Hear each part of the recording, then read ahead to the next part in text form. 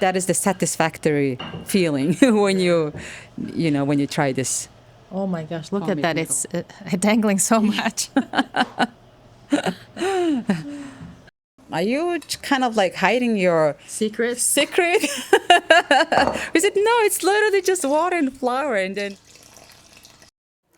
today we're going to make this homemade noodle. This is Mongolian way. This is Costco's all-purpose organic flour. It's only 1 pound of flour, and you can make this noodle ahead of the time, and then you can put it in your freezer, and it can stay up to 2 months. And then you can add to your soup, and you can make Mongolian serving food. It's just limitless. You can make a lot of things. I'm gonna put it in the freezer. This is basically a combination of flour and water. Salt is very optional. I like to add salt if I'm making this noodle for thaw. I usually use the Costco all-purpose flour, organic all-purpose flour. So once the flour is sitting by itself, nothing happens. Obviously, nothing happens to it. But once you add the water and start making a dough, there are 2 proteins in the flour. One is called glutenin, the other one is gliadin. Glutenin is responsible for elasticity, and the gliadin is responsible for extensibility. So in the beginning of this process, the gluten is going to be very unorganized, almost like a tangled, maddened hair. But once you knead it for several minutes, up to 8 to 10 minutes, then your gluten network is going to get formed well. So in other words, it's going to become like a untangled or unmatted hair. Okay, for those people, if they have never done it home, any noodles, or never dealt with any dough, in the beginning it's going to be very, very challenging because it's going to feel like everything is sticking to your hand and everything is falling apart. That's very normal feeling.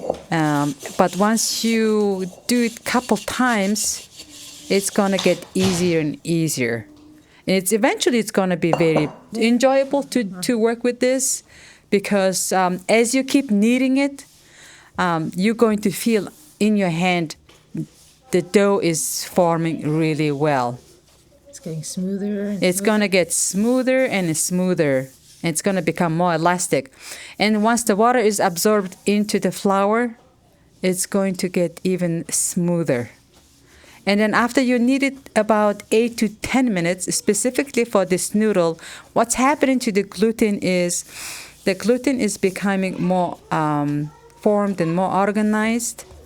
And once you cook this noodle for either soup or for any frying Mongolian dish, your noodle is going to become nice and chewy. You know that feeling that you put the noodle in your mouth and then you feel this chewiness in your teeth? That's the secret is kneading this dough longer period. So normally for noodle, in order not to have a mushy noodles when you boil into the water, into the soup, you want to make sure this part is not skipped. You cannot just knead 2 minutes and you can done with this. No, you have to really literally have to knead 8 to 10 minutes. And then once after you finish kneading it, you're going to let it rest another 20 to 30 minutes.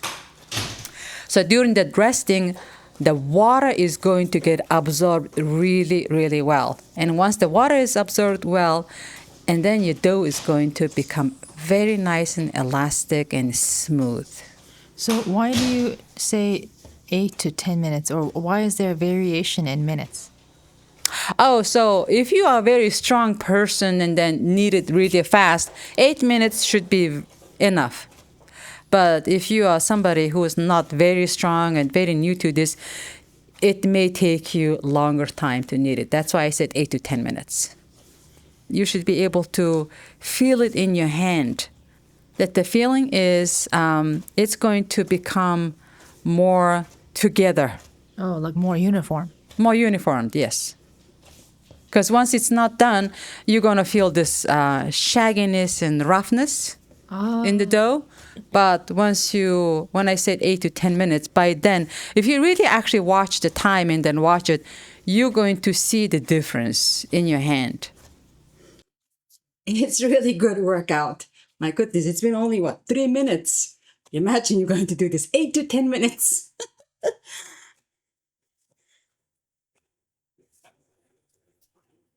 So the base is pretty much just, like I said, water and flour. But as far as with the homemade noodle, putting into the soup versus you making tuing, or you versus you making dumplings, or you're making lazy dumplings, the variation of the time is going to be slightly different. So I'm going to include on each of those recipes down in the description below, so you can see which one needs how much time. So for instance, for dumplings, you are not going to be making it, kneading your dough this long like you're making the noodle, because you don't want to have too much chewiness in your dumplings. Oh. So dumpling dough is going to be way less, like 3 to 5 minutes Oh, okay. versus homemade noodles. Okay. But the other thing is also you use kind of lukewarm water, almost at the same temperature as you making the bread. But if you never made the bread, what I mean is around 110 Fahrenheit degrees of water will make that dough nice and elastic. Okay. What I normally do is you see I have only 500 grams of flour right here I'm working on. But in order to save my time, I normally do make this kind of dough like once in every 2 weeks.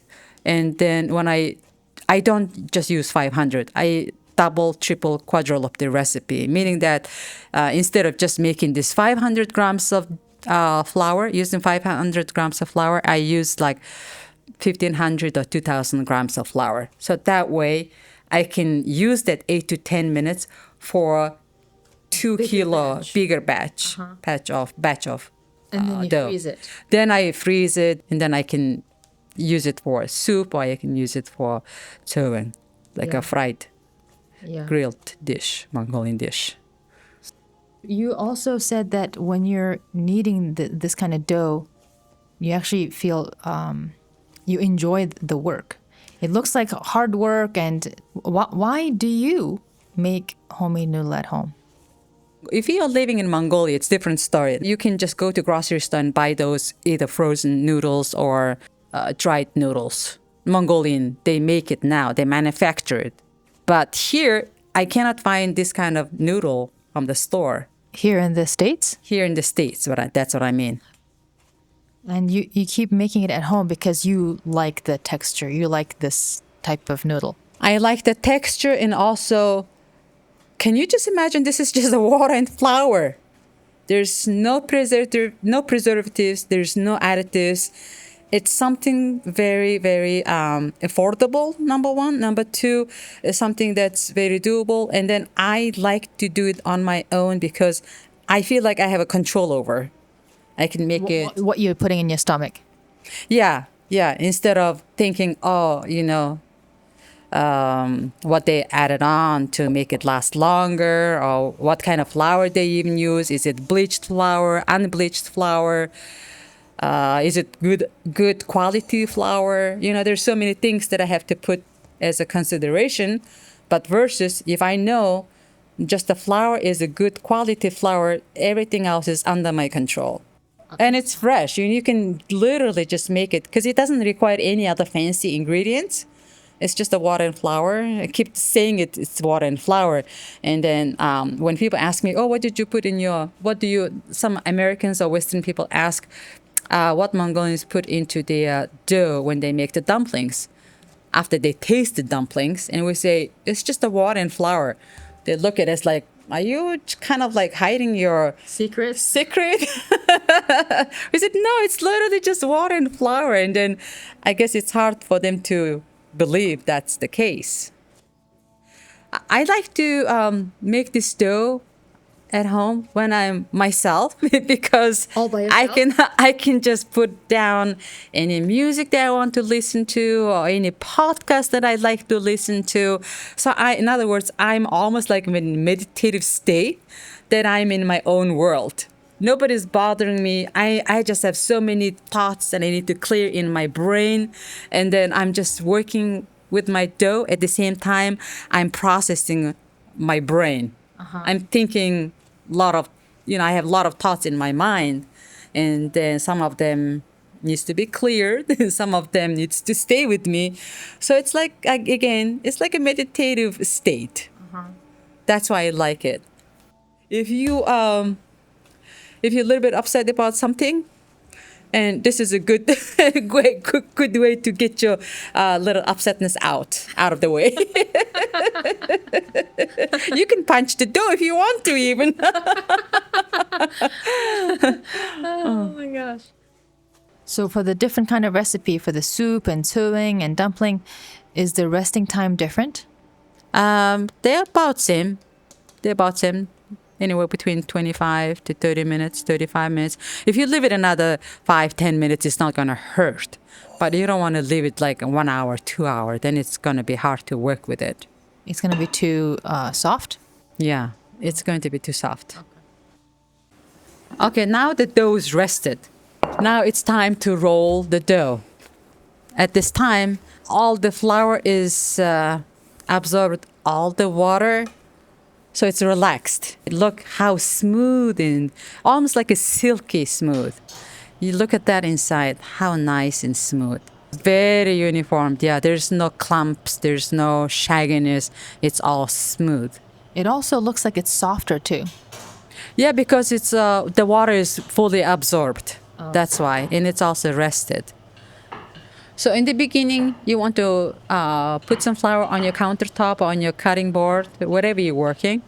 And then first few rounds, you're going to flatten as it is without rolling around your rolling pin. And then after about 6 inch, you can start. Once it's big enough, you can roll your dough around your rolling pin. You wrap it around your rolling pin. And then as you're rolling it, I'm giving very slight pressure. And then I'm just rotating all 4 sides. And the reason I'm dusting the flour now is it, number one, doesn't stick. Number two, you don't want to dust too much flour towards to the end. As in the beginning, when you dust the flour, as you're rolling it, it's going to get absorbed into the flour. And then once my dough gets bigger and bigger, I like to use the gravity as my helper. And then you will see me 1/3, almost like half of it. I'm just going to be dangling just like here on the countertop. So it's like almost like my imaginary third hand pulling from the bottom of this dough. Makes it faster and easier to roll. You see that dangling part? That's like a gravity is helping my work. Yeah, until I started recording it, I've never noticed that you did it this way. And I was really amused about what was going on. It's so much fun to do this way. I like this process. It just makes my rolling easier, way easier. This is so nice and elastic. So the gluten is formed really well and it's rested really, really well. You see, it's not even tearing at all. No matter how much I am stretching, how much I'm pulling, it's just a beautiful formed dough. It almost looks like a fabric. It does, actually. And then when you use it for your dish, you can feel that nice and chewiness against your teeth. That is the satisfactory feeling when you try this. Oh my gosh, look at that. It's dangling so much. Yeah, sometimes, it's just, you just wanted to play around and have some fun while you're making your food. So what about the thickness? Do you make it thinner or thicker for different kinds of dishes? Not really. Noodle for the soup and also for chewing. They're all similar. I pretty much. And also even for lazy dumplings, make it about same thin. So for this one, we're going to steam it. And then steamed noodle, you can still put it in the freezer after you steam it. So I'm smearing just some, you can use any kind of oil, but I'm here using olive oil. Once you steam it, you can use it directly, drop it into the soup, any kind of soup, vegetable soup, or any just soup made with meat itself. Or you can just use it even for thawing. Some people like to use this kind of noodle for thawing. Or you can just put it into the freezer and use it later on. So I'm using this steaming pot. Mm-hmm. And then I greased my steaming plate a little bit with my greasy hand. So now you're just rolling it. Now I'm just rolling it, and then I'm going to just put it on my steaming tray. It doesn't have to be too tight, just tight enough. Just roll it. There's no right or wrong to it. Okay. I'm going to put 2 on the steaming tray. Okay.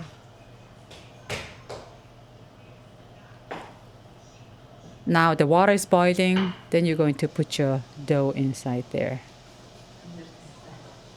How long do you boil it? About 20 to 25 minutes. That's good enough. How do you know if it's cooked? You can gently touch with your finger, and then it should not be sticking to your fingers. Oh.